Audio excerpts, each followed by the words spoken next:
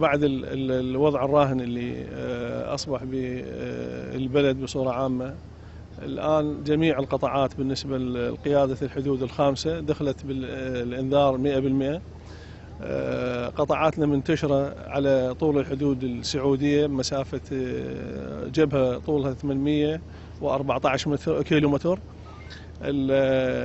ثلاثة ألوية انفتحوا الآن.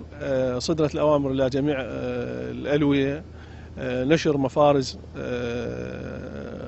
عجلات الآن بحدود أكثر من 200 مفرزة منتشرة على شكل طوقين، راح تكون خلف المحافظات باتجاه الصحراء لغرض تأمين الوضع بصورة كاملة وعدم السماح بتغلغل أي جهة من جهات داعش المجرمة في صحراء النجف وفي صحراء المثنى. القطاعات باشرت بانتشارها وتأمين أيضا زيارة الشعبان 15 من شعبان ولادة الإمام اللهم عجل فرجه. بالتالي قطاعاتنا الآن تجوب الصحراء، والقوة الموجودة الآن ويانا هي قوة تعزيز وقوة احتياط لدعم القوات الموجودة بالصحراء ولمتابعة سير أعمالها.